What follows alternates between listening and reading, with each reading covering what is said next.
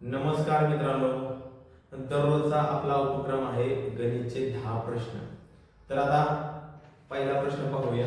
चला, एका त्रिकोणाची बाजू 17 सेमी आणि 25 सेमी व 26 सेमी आहेत. बाजू तीन त्रिकोणाच्या, त्या त्रिकोणाचे क्षेत्रफळ काढा. आता त्रिकोण कसा आहे? असा त्रिकोण आहे, असा त्रिकोण आहे. पहिली बाजू 17 मांडा, दुसरी 25 आणि तिसरी 26. बरोबर, ह्या बाजू त्रिकोणाच्या आहेत. आता आपल्याला काय करायचं? त्रिकोणाचे क्षेत्रफळ, हा काटकोन त्रिकोण तर नाही, मग कसं करणार बघा. अगोदर या त्रिकोणाची अर्ध परिमिती काढूया. काय होणार? अर्ध परिमिती. अर्ध परिमिती बरोबर सर्वांची बेरीज करून भाग लावायचा 2 ने. 17 अधिक 25 अधिक 26 भागिले 2. तर आता सगळ्यांची बेरीज किती ती बघा. 17 अधिक 25 अधिक 26, 6 15 18 चला 1 68 भागिले 2. तर 68 भागिले 2 बरोबर अर्ध परिमिती आलेली आहे 34. आता बघा, ह्या त्रिकोणाचं क्षेत्रफळ काढण्यासाठी एक सूत्र आहे. हे सूत्र तुम्हाला पाठवतो. हिरोचे सूत्र काय म्हणतात त्याला? हिरोचे सूत्र. कसं काढणार बघा. आता अर्ध परिमिती किती निघाली? 34. कंसामध्ये s वजा पहिल्यांदा a, नंतर कंस कंप्लीट, परत s वजा b कंस कंप्लीट, त्यानंतर s वजा c. हे हिरोचं सूत्र आपल्याला वापरायचं आहे. आता कसं वापरणार बघा. 34 आता कंसात s म्हणजे काय? 34 वजा a किती निघाला आपला? पहिल्यांदा a ला सुरुवातीला 17 कंस, परत इकडं 34 वजा b किती? 25, त्यानंतर 34 वजा c किती? 26. आता अगोदर कंसाच्या क्रिया करून घ्यायला वर्गमूळ टाकून घ्या असं पूर्ण टोटल. आता बघा इथं 34 ऐवजी s जरी केलं तरी चालेल, पण आपण s म्हणजे अर्ध परिमिती मानलेली आहे. आता दोघांची वजाबाकी बघा. 34 वजा 17, 14 तून 7 हातच्याला 1 म्हणजे किती राहिलं? 17 17 34 म्हणजे 34 गुणिले 17 गुणिले कंसाच्या भागाकाराचे चिन्ह आहे दोघांची वजाबाकी 25 म्हणजे 9 गुणिले परत दोघांची वजाबाकी 34 वजा 26 म्हणजे 34 वजा 26, 14 तून 6 गेल्यानंतर 8 म्हणजे 8 तुमचा ही गुणाकार म्हणजे वर्गमूळात आलेलं आहे. आता गुणाकार करा. 8 9 72, 72 आता या 72 गुणिले 17 गुणिले 34 असा गुणाकार करायचा आहे. आता बघा अगोदर 17 चा पाढा 17 चोक 68 हातच्याले 6, 17 त्रिक 51, 51 अधिक 7 57 म्हणजे किती? 578 गुणिले 72 करा गुणाकार. 8 गुणिले 16 हातच्याले 7 गुणिले 14 आणि 15 हातच्याला 1 5 गुणिले 10 आणि 1 11 0 7 8 56 हातच्याले 5 7 7 49 4 54 हातच्याले 5 परत 7 5 35 35 आणि 5 40 ही 6, त्यानंतर 6 आणि 5 11 हातच्याला 1 5 6 1 आणि 4. तर किती आलेलं आहे मित्रांनो? वर्गमूळामध्ये 41 616. पण मित्रांनो आपल्याला हे ऑप्शन मध्ये उत्तर कुठे दिसतंय का? दिसतच नाही. मग आता ह्याचं वर्गमूळ काढायचं उपाय का? आता ह्याचं वर्गमूळ कसं काढू? लक्ष द्या. वर्गमूळामध्ये आता ह्याचं वर्गमूळ काढण्यासाठी वर्गमूळात काय आहे? 41 616. तर बघा शेवटी काय? 6. मग 6 आल्यानंतर 4 किंवा 6 हे अंक येत असतात. 2 अंक 16. मग ही इथली संख्या आहे जी 400च्या आसपास आहे. म्हणजे किती वर्गमूळ आहे 20चं. मग इथं 206 किंवा 204चं वर्गमूळ 100% असणार. पण आता दोन्हीतलं चॉईस करण्यासाठी आपल्याला काय करावं लागणार आहे किंवा मधलं म्हणजे 205चं वर्गमूळ काढावं लागणार आहे.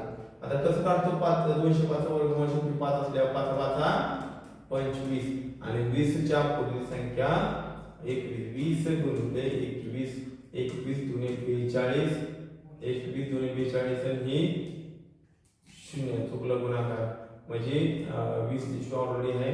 21 दुणे गुणाकार 21 दुणे 42 आणि 0 म्हणजे किती 420 आणि 25 पाठीमागं.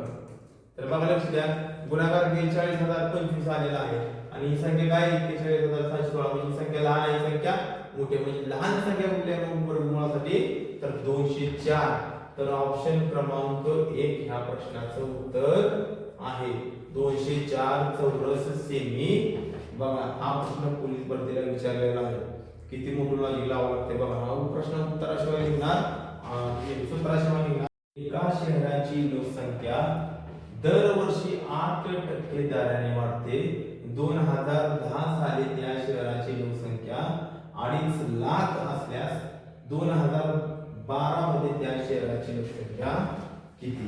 तर मित्रांनो याच्यामध्ये तुम्हाला काढायचं आहे चक्रवाढ व्याजाची रास काढायची आहे. त्यासाठी काय करावं लागणार आहे 2.5 लाख गुणिले 108 भागिले 100. 8% म्हणजे 100वर 8 मध्ये 108 झाले 108 भागिले 100.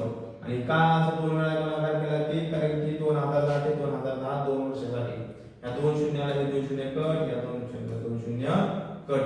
आता ह्याचा आपल्याला काय करायचं गुणाकार 108 गुणिले 108 108 म्हणल्यानंतर 100 पेक्षा जास्त आहे 8 म्हणजे 116 आणि 8चा वर्ग 64 गुणिले 25.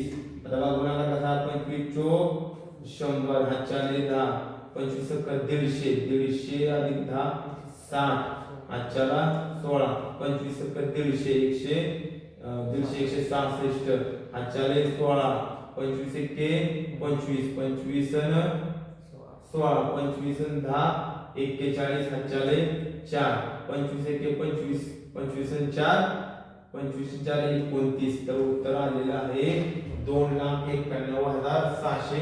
या लोकसंख्या एवढी या प्रश्नाचं उत्तर आलेलं आहे. आता नेक्स्ट क्वेश्चन ही बॅकला गेलेला आहे. आता नेक्स्ट क्वेश्चन काय एका अपूर्णांकाचा अंश त्याच्या छेदापेक्षा 5 ने मोठा आहे.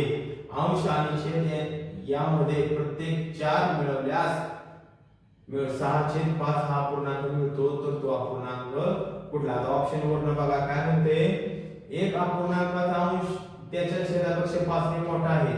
आता बघा अंश काय छेदापेक्षा मोठा. समजा ऑप्शन वरून आपण 26/21 घेतलेलं आहे. आता या दोघात अंश हा छेदापेक्षा किती मोठा आहे 5 ने मोठा आहे. इथं बसलेला आहे पण आपण काय म्हटले मोठा आहे. अंश आणि छेद यांच्यामध्ये प्रत्येक किती मिळवले 4. प्रत्येकी 4 म्हणल्यावर किती झालं 30 आणि ह्याच्यात मिळवलं 4 तर किती झाली 25. तर अपूर्णांक किती येणार आहे 5 चे साहित्य बघा 5 × 30 आणि 5 × 25. म्हणजे हा ऑप्शन 100% बसते म्हणजे हाच ऑप्शन बरोबर आहे. ऑप्शन क्रमांक 3 ह्या प्रश्नाचं उत्तर आहे. पुढील प्रश्न आता एका वस्तूवर दुकानदार ग्राहकास 8% सूट देतो तरीही त्यास 15% नफा होतो. जर त्या वस्तूची छापील किंमत 1750 रुपये असेल तर ती वस्तू दुकानदाराने किती किमतीला विकावी किंवा विकली असेल. खरेदी म्हणजे किती किमतीला खरेदी केली असेल. आपल्याला काय करायचंय खरेदी किंमत काढायची आहे. मग सूत्र काय छापील किमतीचं छापील किंमत बरोबर खरेदी किंमत गुणिले किंवा कंसामध्ये 100 अधिक शेकडा नफा आणि भागिले 100 वजा शेकडा सूट हा आपलं सूत्र आहे.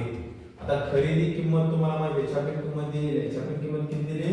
1750. खरेदी किंमत काढायची. खरेदी किंमत आहे अशी मांडा.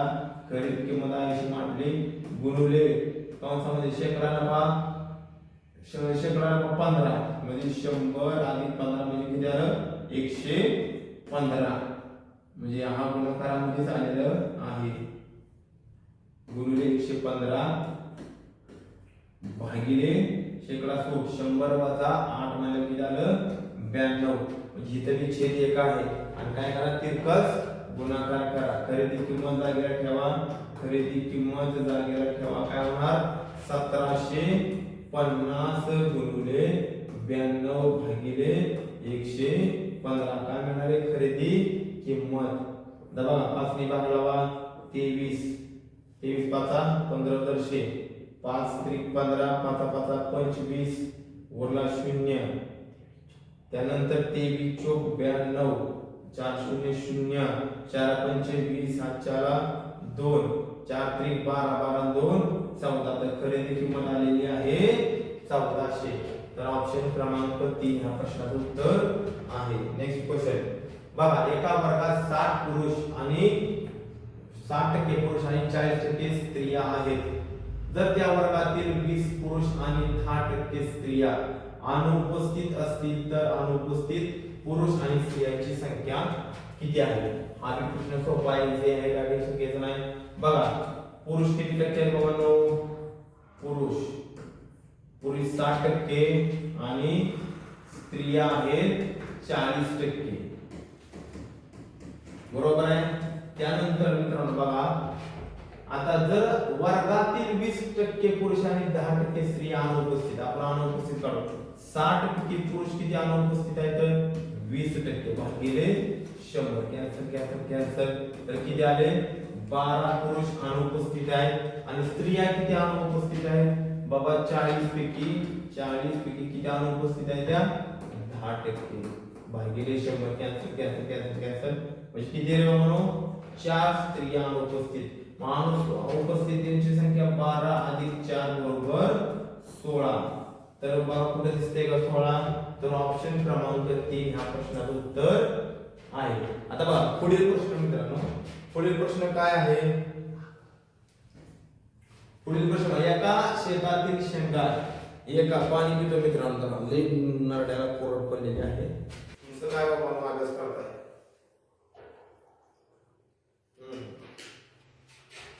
थँक्यू बाबा पाणी पाजल्याबद्दल.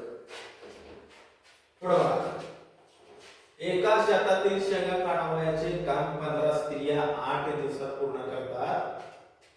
तेच काम 6 दिवस पूर्ण करावयाचे झाल्यास किती स्त्रिया कामावर असाव्यात? तेच काम म्हटल्यावर भागिले दुसरं काय डोकं चालवायचं, तेच म्हणजे भागिले 100%. 15 गुणिले 8 भागिले 6 लावा 2 त्रिक 6 2 चौक 8 3 1 3 3 5 15 5 चौक 20. तर हा प्रश्नाचं उत्तर आहे 1 नंबरचा ऑप्शन. चला नेक्स्ट क्वेश्चन. आता एका शहरात एकाच मोठ्या रस्त्यावरील 3 वेगवेगळ्या चौकातील सिग्नल जर 60 सेकंद 120 सेकंद व 24 सेकंदांनी हिरवे होतात. सकाळी 8 वाजता सिग्नल चालू केला तेव्हा तीनही सिग्नल हिरवे होते. त्यानंतर किती वेळाने तिन्ही सिग्नल एकाच वेळी पुन्हा हिरवे होतील? फक्त काय करायचं मित्रांनो? लसावी काढायचा. म्हणजे कसं बघा 60 सेकंद परत 120 सेकंद आणि 24 सेकंद. सोपा आहे. आता 120 ला लसावी येणार आहे. बघा 12 5 60 12 1 12 12 2 24 बरोबर आहे. त्यानंतर 5 1 5 5 2 10 2 2 त्यानंतर 2 1 2 कट 12 5 60 60 2 120. तर उत्तर किती येणार? 120 सेकंदांनी पुन्हा हिरवे होतील. ऑप्शन क्रमांक 1 ह्या प्रश्नाचं उत्तर आहे. पुढील प्रश्न. महेशने 8650 रुपये जसा जसे 60% दराने 7 वर्षासाठी बँकेत ठेवले तर 7 वर्षानंतर महेशला एकूण किती रुपये किती वर्षासाठी ठेवले बँकेत त्याने 7 वर्षासाठी 8,650 रुपये किती टक्के दराने 60% दराने 7 वर्षासाठी ठेवलेले आहेत भागिले 100 म्हणजे काय मिळणार आहे सरळ व्याज मिळणार आहे मग सरळ व्याज काय काढायचं आपल्याला त्या मुद्देमध्ये ऍड करायचं आहे त्या शून्याला 0 5 2 10 5 1 5 3 5 6 7 35 5 3 15 32 6 7 3 21 तर 173 गुणिले 21 3 7 1 0 3 2 7 7 2 14 2 आणि 3 3 7 6 12 13 5 6 3 ही व्याज मिळेल काय मिळेल मित्रांनो सरळ व्याज आणि सरळ व्याज काय करायचे मुद्दल आपले 8,650 8,650 मध्ये ऍड करा तुम्हाला 7 वर्षानंतर तेवढी रक्कम मिळणार आहे 3 5 3 8 7 6 12 1 8 4 12 किती 12,283 आहे का कुठं 12,283 ऑप्शन क्रमांक 2 ह्या प्रश्नाचं उत्तर आहे चला नेक्स्ट क्वेश्चन काय बघा प्रज्ञान दररोज मैदानावरील वर्तुळाकार मार्गावर चालण्याचा व्यायाम करते बरोबर आहे जर ती दररोज 9 फेऱ्या एकूण 3.825 किमी अंतर चालते तर एक फेरी किती अंतर चालते लक्ष द्या आता बघा 1 किलोमीटर मध्ये अंतर दिलेलं आहे आपण काय करू मीटर मध्ये करून घेऊ 3.825 किमी आहे तर आता किलो आहे किलो टू डेकामीटर म्हणजे मीटर मध्ये काय आलंय एवढं डायरेक्ट मीटर मध्ये अंतर आलेलं आहे भागिले आता एवढं टोटल अंतर फिरती 9 फेऱ्यामध्ये जे फिरती म्हणजे एका फेऱ्यासाठी काढायसाठी करणार 9 ने 9 1 9 9 चोक 36 9 चोक 36 जोडला 2 9 2 18 उरला किती रे 4 9 5 45 म्हणजे एका फेरीत ती एवढं मीटर अंतर जाते एका फेरीत पण आता आपल्याला ऑप्शन मध्ये मीटर मध्ये दिले का रे मीटर मध्ये दिलेलं आता किलो मध्ये आलं मीटर मध्ये रूपांतर करावं लागलं हे मीटर मध्ये आलेलं आहे किमी मध्ये रूपांतर करायचं कसं करणार सांगा बरं आता कसं करणार हे मीटर मध्ये अंतर आपण मीटर मध्ये कन्वर्ट केले इथं पॉइंट आहे नंतर काय म्हणजे 0.0425 किमी आता कुठं आलं किमी की नंबरचा ऑप्शन ह्या प्रश्नाचं उत्तर आहे बघा मित्रांनो अगोदर किमी मध्ये अंतर दिलं आपण मीटर मध्ये करून घेतलेलं आहे आणि परत काय केले किलोमीटर मध्ये केलेलं आहे चला 425 किमी तर एका फेरीत किती अंतर चालते 0. किंवा हे ऑप्शन क्रमांक 0.04 मीटर किमी येणार चला नेक्स्ट क्वेश्चन संदीपने एका रिकाम्या हौदात 4/7 भाग इतके पाणी भरले त्यानंतर त्या हौदात रमाकांतने 1/4 इतके भाग पाणी भरले उमेशने त्याच हौदात 3/14 भाग इतके पाणी भागीला सोडून दिले म्हणजे रिकामे केले हौदाची पूर्ण क्षमता 560 लिटरची असेल तर हौदात किती पाणी शिल्लक असेल हौदाची क्षमता किती आहे 560 लिटर आहे आणि कुणी दोघा जणांनी भरलेले एक जणांनी रिकामं केलेलं आहे आता बघा 560 पैकी किती पाणी भरले 400 पाणी भरले सुरुवातीला किती 4/7 7 8 56 बरोबर 80 8 चोक 32 320 पाणी भरलं त्यानंतर परत काय केले त्यांनी 560 पैकी दुसऱ्या किती भरले पाणी 1/4 4 1 4 4 चोक 140 पाणी भरलं तर टोटल पाणी भरलं किती 140 प्लस 320 0 6 400 एवढं पाणी भरलेलं आहे आणि आता रिकामा किती करतोय तो 560 पैकी 560 गुणिले 3/14 14 चोक 56 4 4 त्रिक 12 4 त्रिक 12 120 पाणी काय केले त्यांनी रिकामे केले किंवा सोडून दिले म्हणलं यातून वजा करावा लागेल 120 0 4 आणि 3 तर बाबांनो 340 लिटर पाणी 340 लिटर पाणी शिल्लक आहे शिल्लक आहे